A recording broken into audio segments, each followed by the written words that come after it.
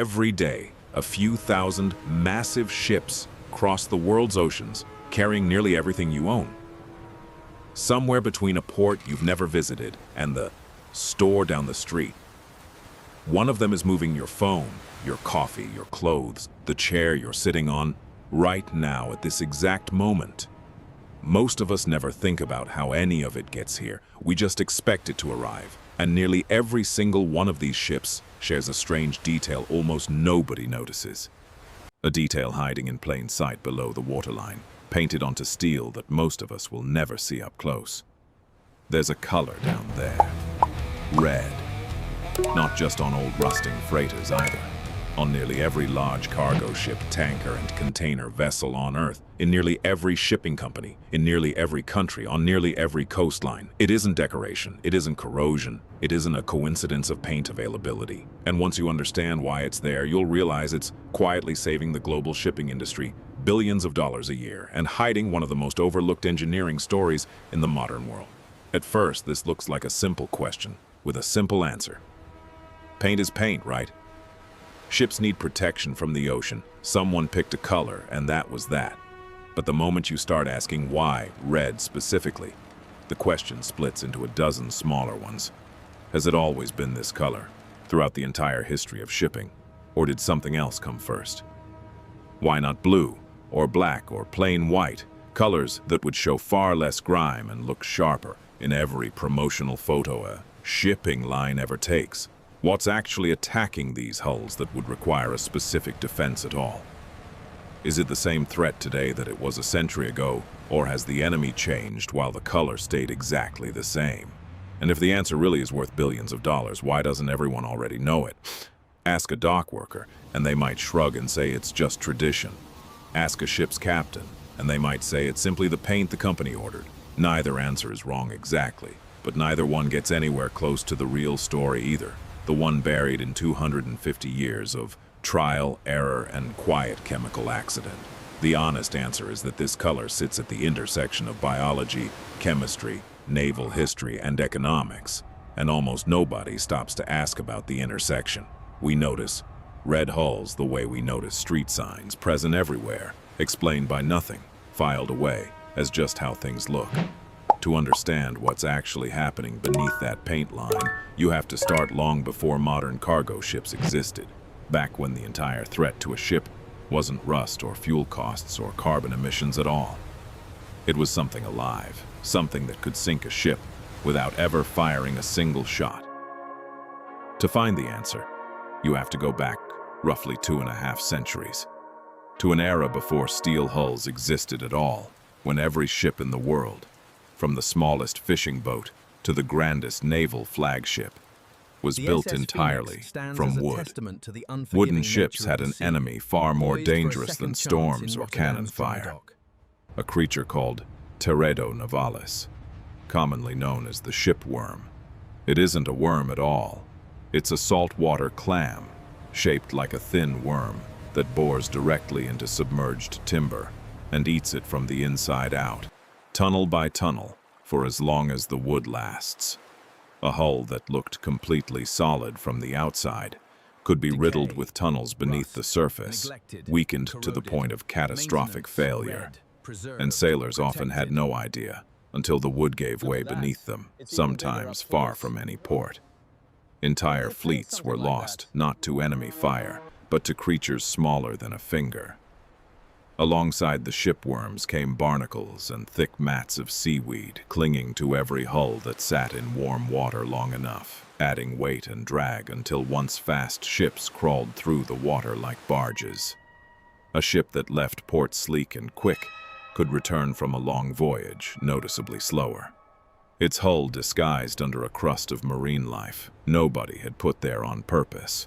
For the British Royal Navy, this wasn't just an inconvenience. It was a strategic crisis. A fouled, slowed ship couldn't chase down an enemy vessel, couldn't outrun a storm, and couldn't be trusted on a long blockade, far from home. And a fleet that lost its speed advantage could lose a war before a single battle was fought. Sailors tried tar, tried pitch, tried lead sheathing nailed directly onto the hull, and each attempt brought its own new problems, some barely better than doing nothing at all. Then, in the 1760s and 1770s, naval engineers began sheathing hulls in thin plates of copper instead. It worked, and it worked dramatically. Copper is naturally toxic to marine organisms. As it sits in seawater, it slowly corrodes and releases copper ions into the water, immediately surrounding the hull. And shipworms and barnacle larvae simply cannot tolerate that chemical environment, so they never take hold in the first place. It wasn't a barrier keeping them out. It was a chemical signal telling them to stay away. Ships like HMS Alarm, one of the earliest documented copper-sheathed vessels, returned from long deployments with hulls still essentially clean, at a time when uncoated ships in the same fleet came home fouled, slowed, and in need of expensive, time-consuming repair.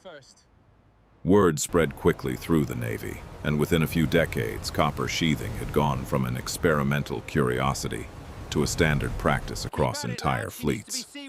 The Royal Navy had, almost by accident, found the first real solution to a problem as old as sailing itself, and in doing so, it had also discovered the exact chemical principle that every anti-fouling coating on Earth would still rely on 2.5 centuries later.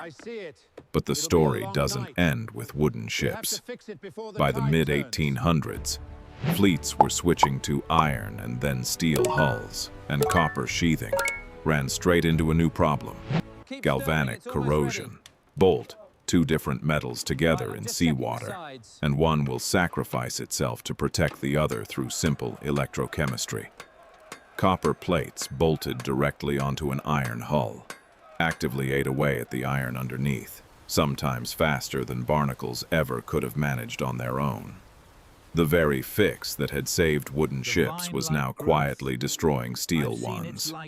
The solution was to stop sheathing hulls in solid copper altogether and instead suspend copper compounds inside paint, a thin layer of chemistry rather than solid metal bolted to the hull. That shift, forced by corrosion rather than biology, is the exact moment copper stopped being a physical shield and became a coating.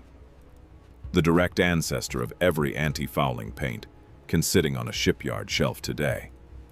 The technology had changed shape entirely, but the underlying idea, copper deterring life before it can attach, never went away. It just moved from wood to steel, and it's still down there today. And the organisms responsible are not picky about what they attach to. Marine biologists call this ongoing process biofouling, and it starts the moment a hull sits still in water, long before any barnacle is visible to the naked eye. Within hours, a thin biological film of bacteria and microorganisms forms across the surface, completely invisible, but enough to give algae spores something to grip onto.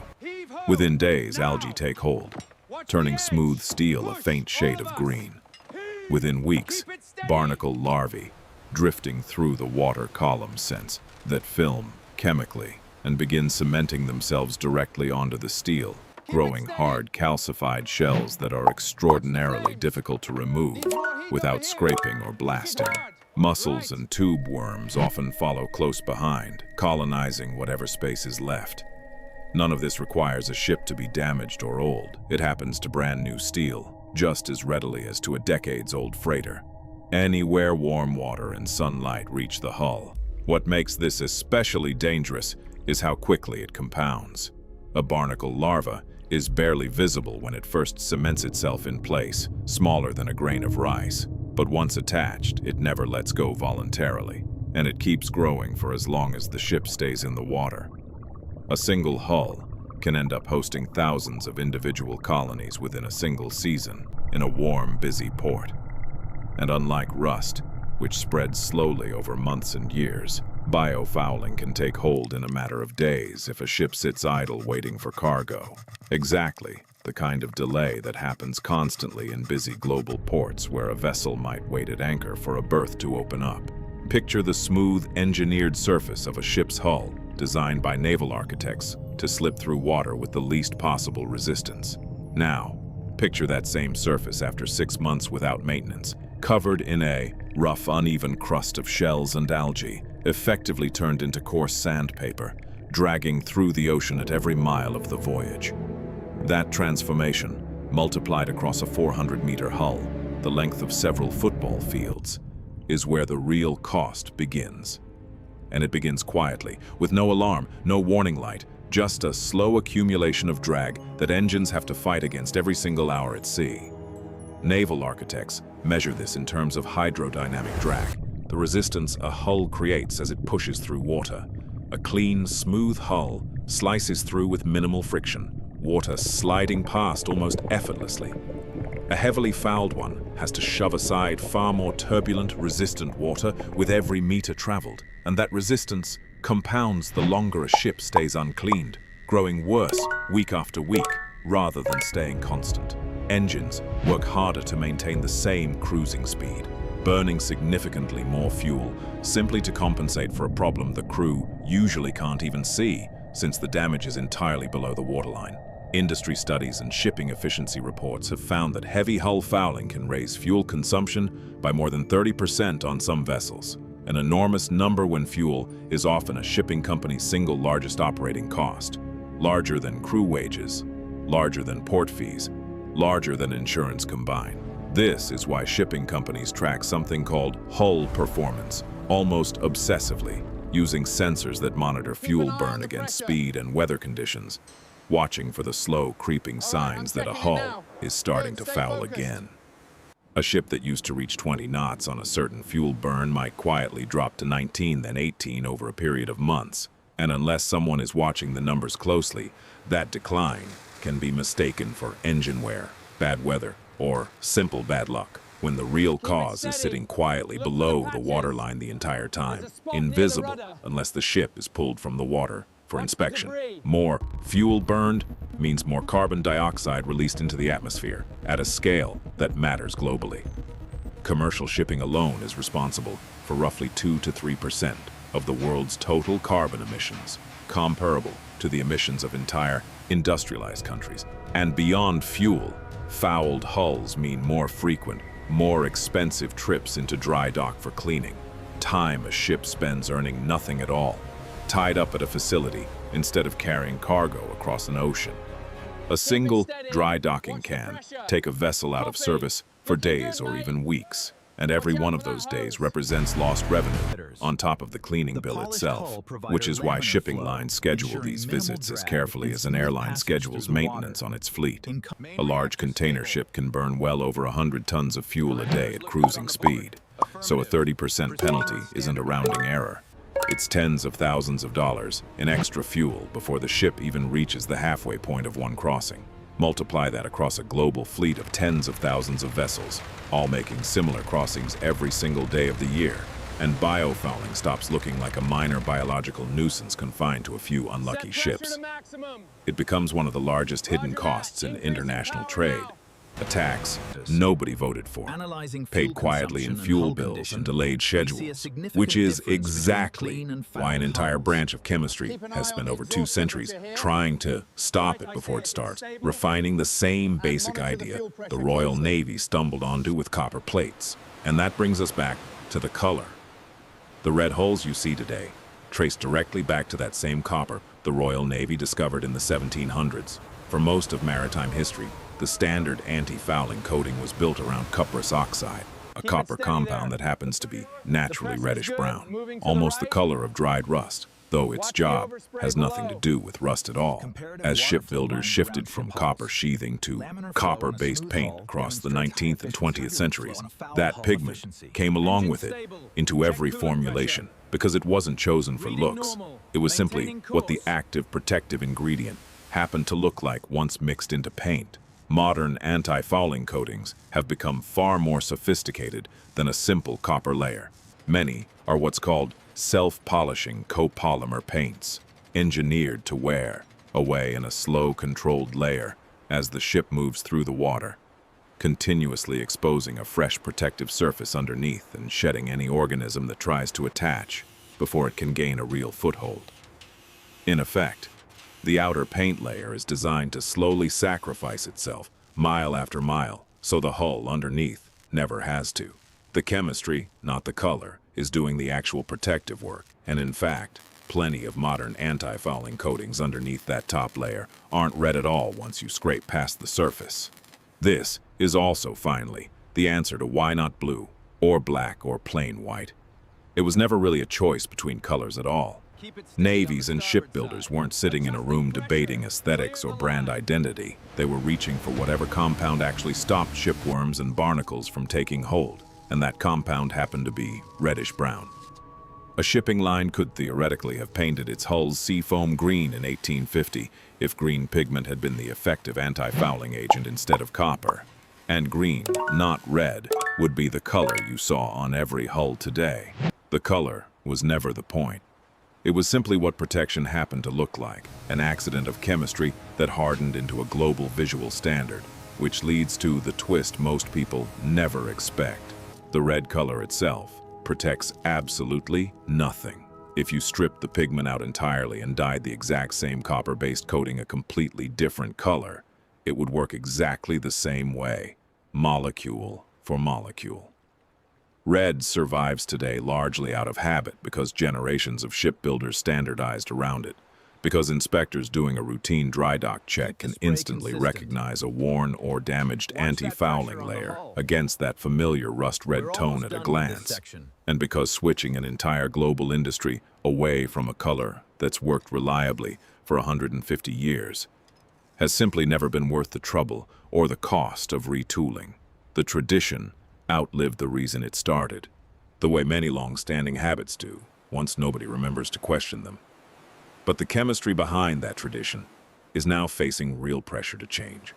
For decades, one of the most effective anti-fouling paints relied on a compound called tributylated, or TBT, extraordinarily good at killing marine growth on contact, and extraordinarily good at poisoning everything else nearby in the process. TBT was found accumulating in shellfish tissue and causing severe reproductive damage in marine snails living near busy ports, in some documented cases causing females to develop male reproductive organs entirely, a condition researchers came to call imposex. The chemical didn't stay confined to the hull it was meant to protect. It leached into harbors, estuaries, and coastal ecosystems far beyond any single ship's route. By the early 2000s, the International Maritime Organization moved to ban TBT worldwide, forcing the entire industry to find gentler alternatives almost overnight and pushing the field toward the technologies now shaping the future of hull protection. It was a rare case of an environmental problem being addressed at a genuinely global scale. One treaty affecting essentially every ocean-going vessel on Earth, regardless of which flag it sailed under or which country had built it. The irony is hard to miss. The same chemical logic that made copper such an elegant solution in the 1700s, poison the surface so nothing can grow, had been pushed to a genuinely dangerous extreme 2 centuries later. TBT worked almost too well, and the industry had to relearn a lesson the Royal Navy never had to consider: that a coating, effective enough to kill everything nearby, isn't actually a solution. It's just a different kind of problem, one that spreads far beyond the hull it was meant to protect. Some of that future has nothing to do with paint at all.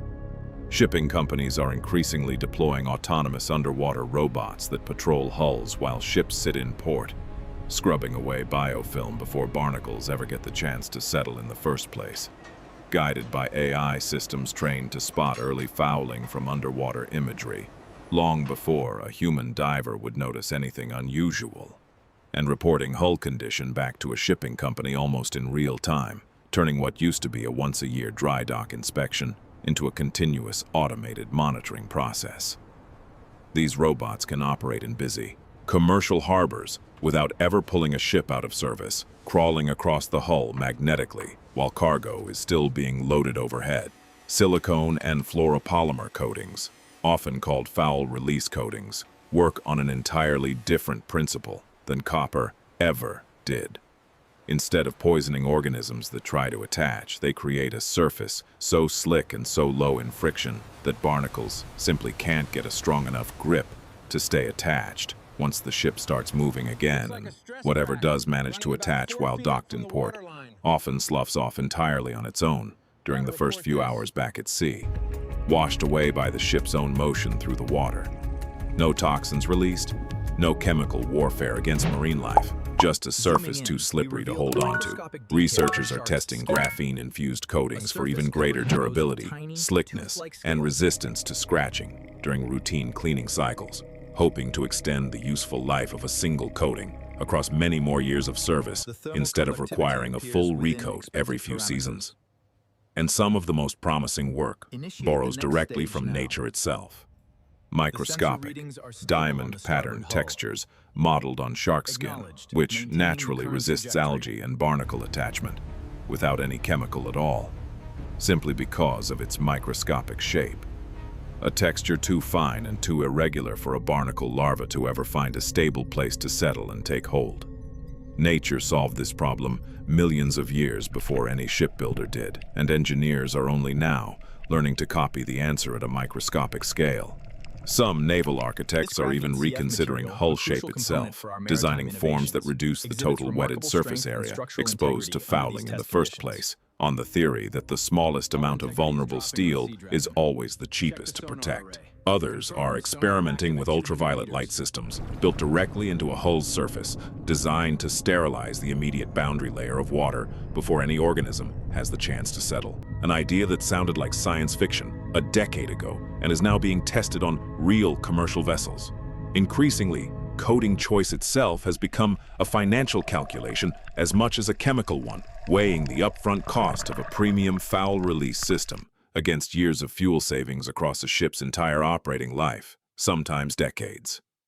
None of this is finished science. It's an active, evolving field, and copper-based coatings still dominate the world's shipping fleet today, red hulls and all. But the direction is unmistakably clear. The industry is slowly moving away from poisoning the problem and towards simply outsmarting it, one coating generation at a time. Which brings us back to where we started. Standing at the edge of a dock, looking at a hull painted a color you've probably walked past 100 times without a second thought, never once wondering what it was actually doing there. It isn't decoration, and it was never really about rust. It's the visible edge of a 250-year-old chemistry problem, one that still quietly decides how much fuel a ship burns, how much carbon it releases into the atmosphere, and how much it ultimately costs to move nearly everything you own across an ocean, from a factory you'll never visit to a doorstep you know very well. Somewhere out there tonight, a few thousand of these ships are crossing dark water, engines burning fuel a little more efficiently than they would have 2 centuries ago, all because of a chemical accident discovered by naval engineers who were only ever trying to win a war, not solve a shipping industry's fuel bill 250 years in the future. They never could have imagined container ships, global trade networks, or carbon emissions targets. They just wanted their ships to stay fast. Everything else followed from that one narrow practical goal. The biggest engineering wins are rarely the ones stamped in bold letters on the side of a ship, celebrated in a press release or a launch ceremony. Most of the time, they're hidden just beneath the surface, quietly doing their job for decades, exactly where nobody thinks to look. The next time you see a ship in port way, low in the water, red below the waterline, you'll know exactly what that color is actually protecting, and exactly how much it's quietly been saving. One crossing at a time, one ocean at a time, one shipment of something you own, already moving towards you right now.